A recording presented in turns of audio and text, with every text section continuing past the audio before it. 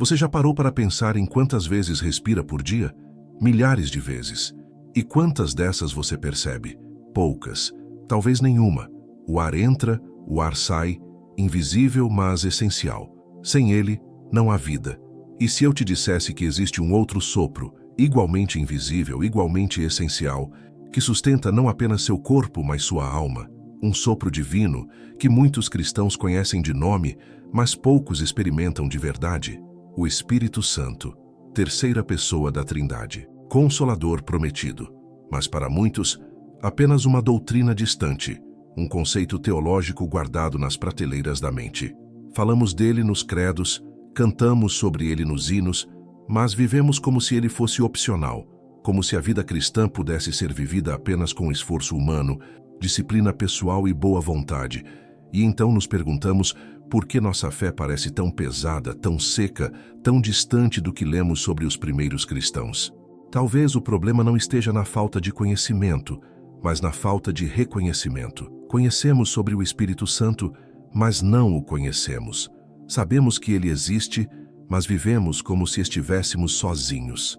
E aí está o paradoxo da vida cristã moderna. Temos acesso ao poder que ressuscitou Cristo dentre os mortos, mas vivemos como mendigos espirituais, catando migalhas de motivação aqui e ali, tentando acender com nossas próprias forças um fogo que só Ele pode acender. Jesus foi claro. Antes de subir aos céus, Ele disse aos discípulos: esperem, não saiam correndo para mudar o mundo ainda. Esperem até que o Consolador venha. E quando Ele vier, vocês receberão poder. Não um poder qualquer, mas o poder do alto. E aqueles homens, assustados e confusos, obedeceram. Ficaram em Jerusalém orando, esperando algo que não sabiam bem como seria. E então veio o Pentecostes, o vento impetuoso, as línguas de fogo, a transformação radical. Pedro, que havia negado Jesus 3 vezes por medo, agora prega com autoridade diante de milhares.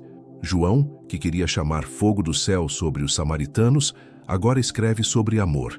Homens comuns, falhos, limitados, de repente se tornam instrumentos de uma revolução espiritual que mudaria o mundo para sempre. O que aconteceu? Eles não ficaram mais inteligentes, não estudaram em melhores escolas, não ganharam diplomas de teologia. Eles simplesmente foram cheios do Espírito Santo. E aqui está a primeira verdade que precisamos entender. O papel do Espírito Santo não é nos tornar religiosos, mas nos tornar vivos. Vivos de verdade, vivos na presença de Deus, vivos na compreensão da verdade, vivos no amor ao próximo. Paulo disse em Romanos que aqueles que são guiados pelo Espírito de Deus, esses são filhos de Deus. Não disse que são filhos aqueles que seguem regras perfeitamente ou que nunca falham. Disse aqueles que são guiados. Há uma diferença profunda entre tentar viver para Deus e permitir que Deus viva através de você. John Piper ensina que o maior prazer do cristão deve ser Deus mesmo, não as bênçãos de Deus, não os dons de Deus, mas Deus.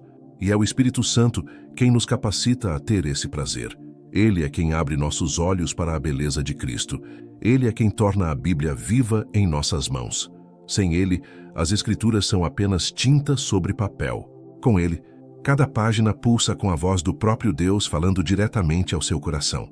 Pense em Nicodemos, aquele mestre em Israel que veio a Jesus de noite. Homem instruído, conhecedor das Escrituras, líder religioso respeitado. E Jesus lhe disse algo desconcertante. Você precisa nascer de novo, nascer da água e do Espírito. Nicodemos, confuso, pergunta: como pode um homem nascer sendo velho? E Jesus responde que o vento sopra onde quer. Você ouve o som, mas não sabe de onde vem nem para onde vai. Assim é todo aquele que nasce do Espírito. Ali estava a resposta. A vida cristã não é algo que você controla completamente, que você programa, que você faz acontecer pela força de vontade. É algo que o Espírito faz em você. Você coopera, você obedece, você se rende, mas é Ele quem opera. É Ele quem convence do pecado, da justiça e do juízo. É Ele quem regenera o coração de pedra e o transforma em coração de carne. É Ele quem nos sela para o dia da redenção. Hernandes Dias Lopes costuma dizer que a igreja sem o Espírito Santo é apenas mais uma organização humana, Pode ter estrutura, programas, atividades, mas não tem vida. É como um corpo sem alma. Pode parecer organizado por fora, mas está morto por dentro. E quantas igrejas hoje são exatamente assim? Cheias de atividade, mas vazias de poder. Cheias de barulho, mas vazias de presença. Cheias de gente, mas vazias de transformação. O Espírito Santo não veio para tornar nossas reuniões mais animadas ou nossos cultos mais emocionantes. Ele veio para nos conformar à imagem de Cristo. E esse é um trabalho profundo, doloroso às vezes, que mexe em áreas que preferíamos deixar intocadas. Ele ilumina os cantos escuros do coração. Ele expõe as motivações ocultas. Ele confronta o orgulho disfarçado de piedade. Ele desmancha as máscaras que usamos até na igreja. Paulo Washer, em suas pregações penetrantes, nos lembra que o maior problema da igreja moderna não é a perseguição externa, mas a carnalidade interna. Cristãos que vivem como o mundo, pensam como o mundo, desejam o que o mundo deseja, mas vão à igreja aos domingos. E isso acontece porque ignoramos o papel santificador do Espírito Santo. Queremos perdão, mas não queremos santidade. Queremos o céu, mas não queremos ser transformados. Mas o Espírito Santo não faz concessões. Ele não negocia com o pecado. Ele não fecha os olhos para a mediocridade espiritual. Ele é santo, e seu trabalho é nos tornar santos. Não por nossos esforços, mas pela sua obra contínua em nós. Ele produz fruto, amor, alegria, paz, longanimidade, benignidade, bondade, fidelidade, mansidão e domínio próprio. Não uma dessas virtudes, mas todas elas. E isso não acontece da noite para o dia.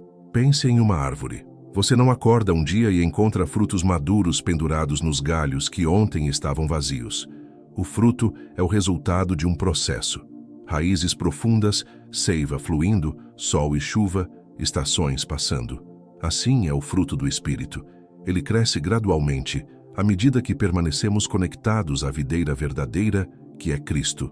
E o Espírito é a seiva que flui de Cristo para nós, trazendo vida, nutrição, crescimento. Augustus Nicodemos nos alerta sobre um perigo sutil: buscar os dons do Espírito sem buscar o doador dos dons. Querer o poder sem querer a santidade. Querer os milagres sem querer a transformação de caráter. Mas o Espírito Santo não é um garçom cósmico que atende nossos pedidos. Ele é Deus e ele tem uma agenda: glorificar a Cristo em nós e através de nós.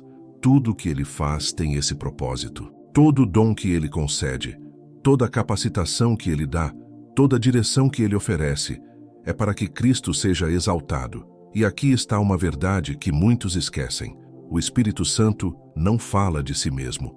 Jesus disse que quando o Consolador viesse, ele tomaria do que é de Cristo e o anunciaria. Ele não busca holofotes. Ele aponta para Jesus. Qualquer movimento, experiência ou ensino que coloca o Espírito Santo no centro, em vez de Cristo, está fora do caminho. O Espírito é como o vento que enche as velas do barco, mas o barco deve estar indo em direção a Cristo. John MacArthur, com sua ênfase na suficiência das Escrituras, nos lembra que o Espírito Santo nunca contradiz a palavra que ele mesmo inspirou. Ele não nos dá revelações particulares que contrariam a Bíblia. Ele não nos guia para caminhos que a Escritura já fechou. Ele trabalha através da palavra, iluminando-a, aplicando-a, gravando-a em nossos corações. E quando oramos pedindo a direção do Espírito, muitas vezes a resposta já está nas páginas das Escrituras, que negligenciamos ler. Há cristãos que buscam experiências místicas, sinais sobrenaturais, manifestações espetaculares, mas ignoram o comando simples de amar o irmão que está ao lado. Há aqueles que falam em línguas estranhas, mas não conseguem falar uma palavra de encorajamento ao vizinho desencorajado. Há quem profetize sobre o futuro, mas não consegue viver o presente com fidelidade. E tudo isso revela uma compreensão distorcida do papel do Espírito Santo. Ele não veio para nos entreter, mas para nos transformar. Não veio para nos dar arrepios, mas para nos dar poder para vencer o pecado. Não veio para fazer de nós celebridades espirituais, mas servos humildes. Não veio para inflar nosso ego com dons impressionantes, mas para esvaziar nosso ego e encher-nos de Cristo. E esse trabalho, por mais necessário que seja, nem sempre é agradável. Dói ser confrontado. Dói ter os ídolos do coração expostos. Dói morrer para si mesmo. Mas é exatamente aí que o papel de consolador se manifesta. Ele não apenas convence e corrige, ele também consola. Quando você está quebrantado pelo peso do seu pecado, é ele quem sussurra que há perdão em Cristo. Quando você está exausto de lutar contra a carne, é ele quem renova suas forças. Quando você se sente sozinho em sua jornada, é ele quem testemunha com seu espírito que você é filho de Deus. Ele é o advogado que intercede por nós com gemidos inexprimíveis quando nem sabemos como orar. E aqui está algo surpreendente. O Espírito Santo habita em você. Se você é crente em Cristo, ele não está distante, não está apenas visitando, ele habita em você. Seu corpo é templo do Espírito Santo. Isso deveria mudar tudo. A maneira como você trata seu corpo, os lugares que você frequenta, os conteúdos que você consome, as conversas que você tem. Se o Espírito Santo habita em você, você não está carregando apenas suas próprias escolhas, você está carregando a presença de Deus.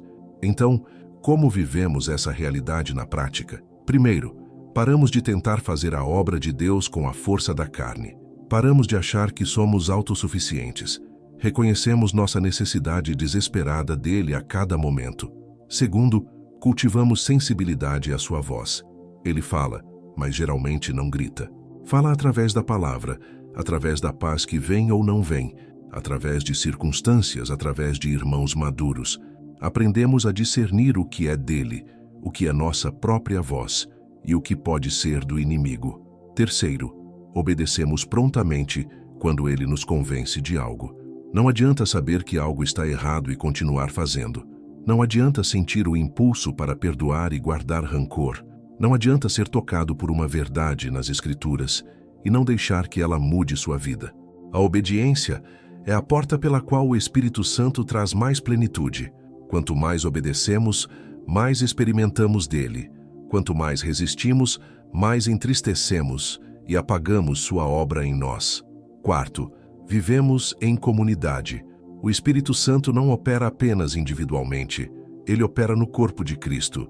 Ele distribui dons diferentes para pessoas diferentes para que o corpo funcione bem.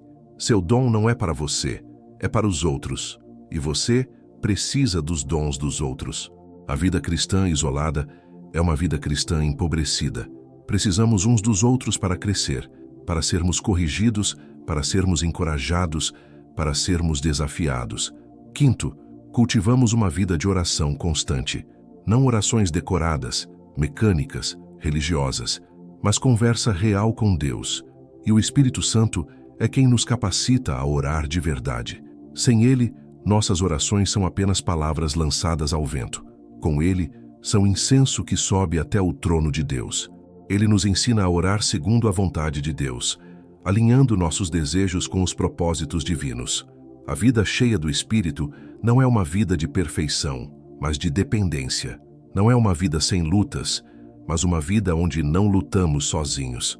Não é uma vida sem quedas, mas uma vida onde somos levantados repetidamente. Paulo disse para continuarmos sendo cheios do Espírito. Não é um evento único, é uma condição contínua. A cada dia, a cada momento, precisamos dele. Sem ele, nada podemos fazer que tenha valor eterno. E aqui está a beleza disso tudo. Ele está disponível, não para alguns cristãos especiais, não para os super santos, não para os que nunca falham, para todos os que creem em Cristo. Jesus disse que o Pai daria o Espírito Santo àqueles que pedissem. Então peça, não com fórmulas mágicas, não com barganha espiritual, mas com humildade genuína. Reconheça que você precisa dele. Confesse que sem ele você não consegue viver como cristão de verdade. E então observe como ele começa a trabalhar. Talvez não seja com experiências sobrenaturais visíveis. Talvez seja apenas com uma paz crescente em meio ao caos. Talvez seja com um amor novo por pessoas que você antes achava difíceis de amar. Talvez seja com uma fome pela palavra de Deus que você nunca teve antes. Talvez seja com convicções firmes onde antes havia dúvida. Talvez seja com coragem para testemunhar onde antes havia medo. Cada vida é diferente, cada jornada é única, mas a presença dele sempre transforma. Então, qual é o papel do Espírito Santo na vida do cristão? Ele é tudo. Ele é o sopro que nos mantém vivos espiritualmente. Ele é o mestre que nos ensina a verdade. Ele é o consolador que nos sustenta nas tristezas. Ele é o guia que nos direciona no caminho. Ele é o poder que nos capacita a vencer. Ele é o fogo que nos purifica. Ele é o selo que nos garante a herança eterna. Ele é o intercessor que ora por nós. Ele é a garantia de que somos de Deus e de que Deus é nosso. Viver sem reconhecer e depender do Espírito Santo é como tentar atravessar o oceano, remando com as próprias mãos, em vez de abrir as velas para o vento. Você pode se esforçar muito, suar muito, cansar muito, mas não vai chegar longe. Mas quando você aprende a trabalhar com o vento, a viagem se torna diferente. Ainda há trabalho, ainda há desafios, mas há também um poder além do seu carregando você adiante. Que você não seja apenas um cristão que sabe sobre o Espírito Santo, mas um cristão que vive pelo Espírito Santo. Que você não apenas memorize doutrinas sobre ele, mas experimente a realidade dele. Que você não apenas cante sobre sua presença, mas caminhe em sua presença. Que você não apenas deseje seus dons, mas deseje a ele. E que em tudo isso, Cristo seja glorificado, porque esse é o trabalho que o Espírito veio fazer: apontar para Jesus, revelar Jesus, formar Jesus em nós. E não há propósito maior, não há privilégio maior, não há alegria maior do que isso. Se este conteúdo tocou seu coração de alguma forma, por favor, deixe nos comentários o seu nome e a cidade ou estado de onde você está assistindo. Queremos orar por você e por sua família. Se há um parente próximo passando por dificuldades, compartilhe conosco também para que possamos interceder juntos. Não se esqueça de deixar seu like neste vídeo, se inscrever no canal e ativar o sino das notificações para receber o alerta sempre que postarmos conteúdo novo. Que o Espírito Santo continue guiando sua jornada com Cristo.